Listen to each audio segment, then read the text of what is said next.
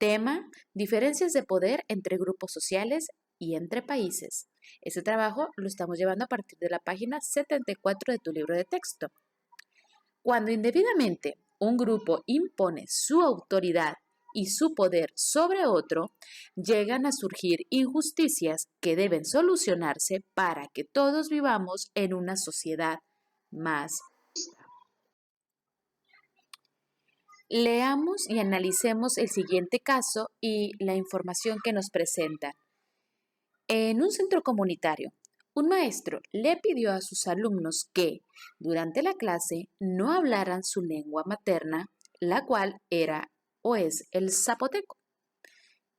Esto es una forma de injusticia, una forma de discriminación, ya que a sus alumnos les está quitando el derecho de expresión y su derecho a hablar y a relacionarse en su lengua materna por el simple hecho de ser un dialecto y no la lengua hablante o dominante, que en este caso es el español.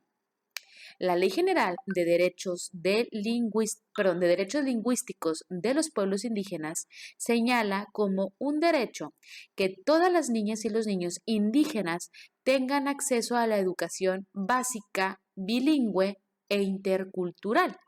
Esto quiere decir que tomen clases tanto en español como en su lengua materna y que se asegure la práctica y uso de su lengua de manera adecuada.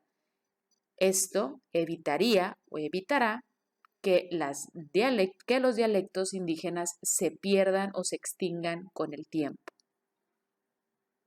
A veces sucede que una persona, como en este caso el maestro, o incluso un grupo social, considera que su forma de ser, sus deseos o aspiraciones son mejores e intenta imponer sus decisiones a quienes, por ser diferentes, considera inferiores o que no merecen tener voz en un asunto. Valoro la igualdad entre mujeres y hombres. Todos los seres humanos somos iguales en dignidad, pero diferentes por nuestras características físicas, culturales o sociales. Respecto a la diferencia de género, es necesario que existan condiciones para que todas las personas sean tratadas de igual manera, para que tengan acceso a los mismos recursos y para vivir dignamente y que se garanticen sus derechos. Reconozco el derecho a la igualdad entre mujeres y hombres. La igualdad significa tener las condiciones que permitan el desarrollo de una mujer o un hombre. En la mayor parte del mundo, las mujeres realizan más labores domésticas que los hombres. Además de los 774 millones de personas en el mundo que no saben leer y escribir, 2/3 partes son mujeres y la mayoría viven en zonas rurales, según datos de la UNESCO de un censo que se hizo en el 2016. Las relaciones de poder pueden afectar a las personas y dañar su capacidad para tomar decisiones en aquellos aspectos donde deberían ejercer su derecho a decidir en libertad. Una diferencia de poder más allá de la que acabamos de mencionar entre hombres y mujeres, muy marcada, es acerca de la diferencia entre dos grupos sociales. Este ejemplo lo tenemos en el libro de Primero las niñas y los niños, página 42, en el cual nos presentan una breve reseña de lo que fue la vida de Nelson Mandela.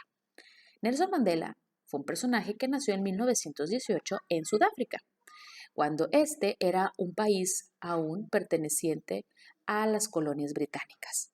Además del afecto de su familia, Mandela recibió una muy buena educación, pero no todos los niños de su etnia y color de piel tenían esa misma fortuna. Al crecer, se interesó en lo que ocurría en la población negra de su país, a la que el gobierno, encabezado por gente de ascendencia europea, le negaba, entre otros derechos, votar y participar en las elecciones.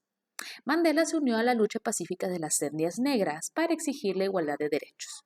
En vez de atender las protestas, el gobierno, que era la fuerza predominante, endureció las políticas racistas y estableció el sistema de apartheid o separación, con el que se crearon leyes discriminatorias que obligaron a la población negra e india a vivir en zonas alejadas de la población blanca, con educación y servicios de muy baja calidad y a recibir menores salarios que los blancos.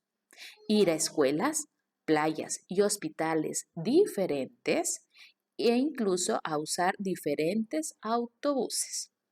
A las protestas pacíficas, el gobierno siempre les respondió con violencia. Entonces, Mandela y otros activistas se organizaron para una lucha armada. Por esa razón, en 1962 lo condenaron a pasar el resto de su vida en la cárcel. Muchos países mostraron su inconformidad con el gobierno sudafricano por sus leyes racistas. Ese rechazo internacional sirvió para que se liberara a Mandela en 1990 y se eliminara el apartheid en 1991. En 1994, Mandela ganó las elecciones de su país, que hasta entonces solo había sido gobernado por blancos, y desde la presidencia trabajó para promover los derechos de toda la población. El derecho a la igualdad requiere proteger y defender las diferencias entre hombres, mujeres, niños y niñas y, claro está, entre los grupos sociales. Debemos cuidar que todas las personas puedan elegir su modo de vida, con la única limitante de no afectar los derechos ni las libertades de otras personas. Algunas de las acciones que nosotros y que ustedes como alumnos, hijos, primos, compañeros pueden ir haciendo o incluyendo en su vida diaria son las siguientes. Identifica cuando tú o alguien más quiere imponer su punto de vista sobre el de los demás. Evita la desigualdad y la injusticia por medio del diálogo y la negociación. Considera el respeto como un principio en la búsqueda de las relaciones igualitarias. No se trata de que uno gane y el otro pierda, o que uno pueda más que otro, sino de valorar todos los puntos de vista o de opinión y llegar a puntos medios para favorecer a ambas partes.